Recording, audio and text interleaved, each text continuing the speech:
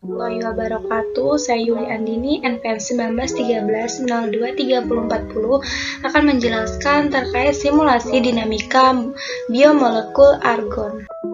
Argon adalah gas mulia yang dicirikan oleh tingkat kelembaban yang tinggi, yaitu secara kimiawi relatif tidak reaktif. Secara fisik, argon adalah senyawa yang relatif sederhana karena bersifat monoatomik baik sebagai gas maupun sebagai cairan, yaitu tidak ada ikatan kovalen yang membentuk molekul. Dan karena sifatnya apolar, oleh karena itu dapat dimodelkan sebagai senyawa netral.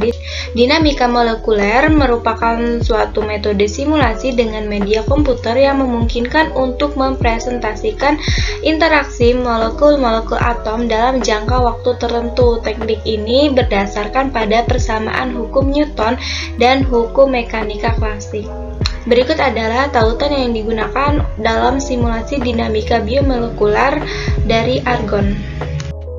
Dalam dinamika molekular, besar gaya antara molekul dihitung secara eksplisit dan pergerakan molekul dikomputasikan dengan metode integrasi. Metode ini digunakan untuk menyelesaikan persamaan Newton pada atom yang konstituen, di mana kondisi awal digambarkan dengan posisi dan kecepatan atom. Berdasarkan persepsi Newton, dari posisi awal dapat dilakukan penghitungan posisi dan kecepatan selanjutnya dalam interval waktu yang kecil, serta perhitungan gaya pada posisi yang baru. Hal ini berulang untuk beberapa saat, bahkan hingga ratusan kali. Prosedur dinamika molekular tersebut dapat digambarkan dengan flowchart sebagai berikut, yaitu di mana proses utamanya adalah menghitung besarnya gaya yang bekerja, mengkomputasikan pergerakan atom, menampilkan analisis statistik untuk setiap konfigurasi atom.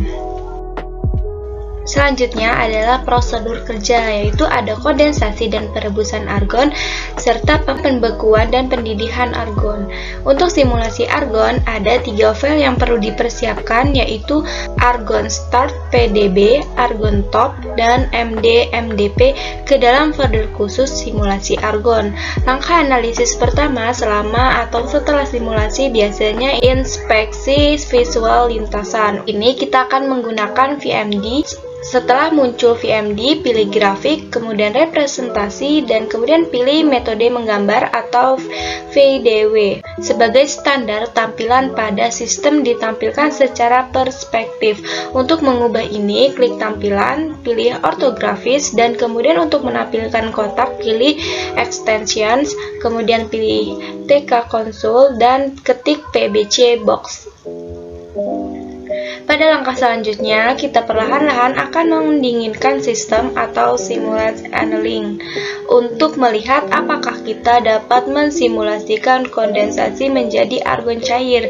Untuk ini, kita dapat mengunduh Anneal MDP dan mulai simulasi anneal. Selanjutnya bisa memulai analisis energi dan suhu serta analisis energi potensial.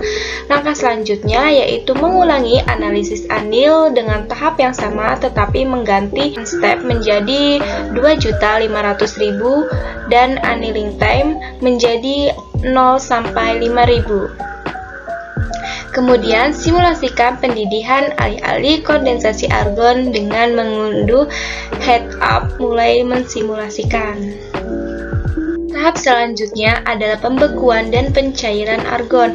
Dalam simulasi anneal, kita tidak hanya mengamati kondensasi ke fase cair, tetapi pada suhu yang lebih rendah juga pembekuan menuju fase padat. Untuk berkonsentrasi pada transisi fase ini secara lebih eksplisit, sekarang akan mensimulasikan fase liquid. Langkah awal yaitu mengunduh liquid GRO dan 94K MDP ke dalam folder yang sudah ada dengan memperbarui topologi yaitu argon top dan mengubah jumlah atom atau baris akhir dari 100 menjadi 216.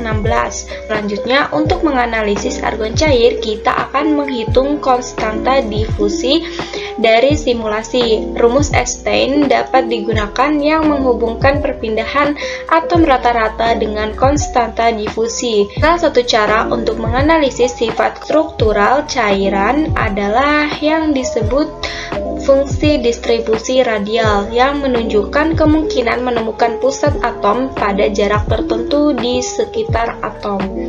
Langkah selanjutnya adalah menghitung fungsi distribusi radial untuk keadaan padat dengan hanya memperhitungkan paruh kedua simulasi dan lihat hasilnya bersama dengan RDP keadaan cair. Simulasi menggunakan metode dinamika molekul pada dasarnya dimulai dengan menentukan konfigurasi atom-atom bahan yang ditinjau. Masing-masing atom tersebut saling berinteraksi satu sama lain yang dalam hal ini diasumsikan memenuhi potensial Lennard-Jones. Kemudian, atom-atom tersebut diberikan kecepatan awal secara random. Bersamaan gerak sistem tersebut dipecahkan secara numerik dengan komputer. Gambar kurva energi yang menggambarkan hubungan antara energi potensial atau EP dengan waktu yaitu T. Energi potensial digambarkan sebagai perbedaan antara energi molekul dan penjumlahan energi kompleks molekul yang terpisah.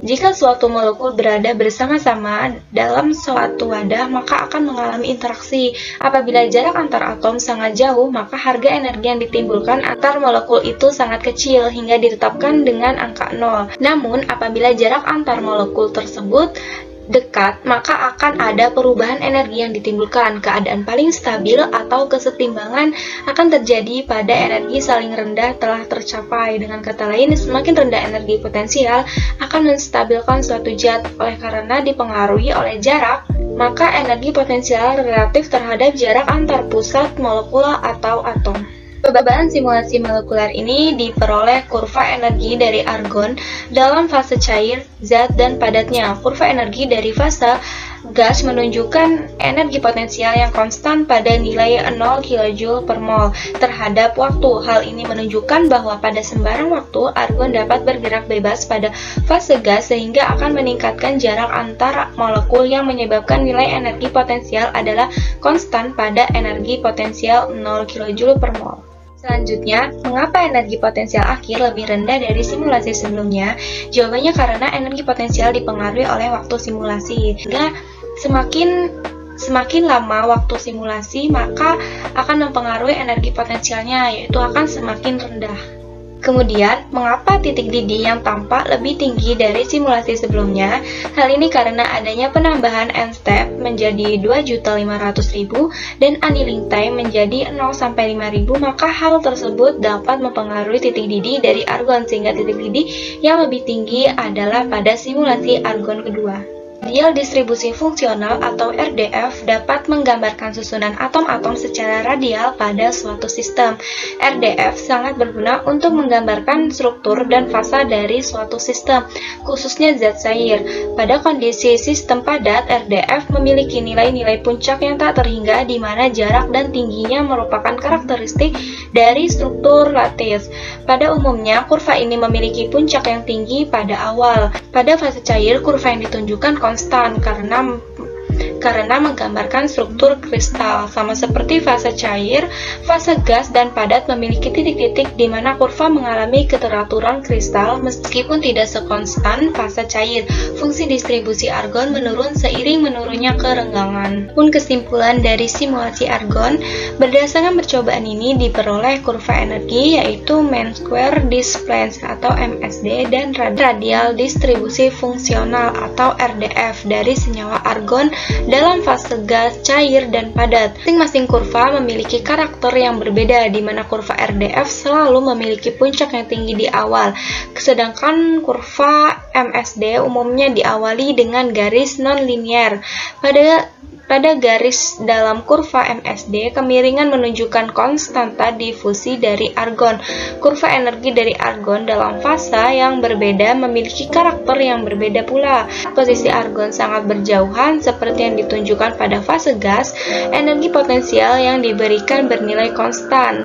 Namun, saat argon sudah mulai berinteraksi seperti yang ditunjukkan pada fase cair, dengan kerapatan yang lebih besar akan mengalami perubahan energi. Saat kerapatan energi sangat tinggi dalam fase padat, maka akan mengalami stabilitas dikarenakan membentuk struktur kristal yang lebih teratur.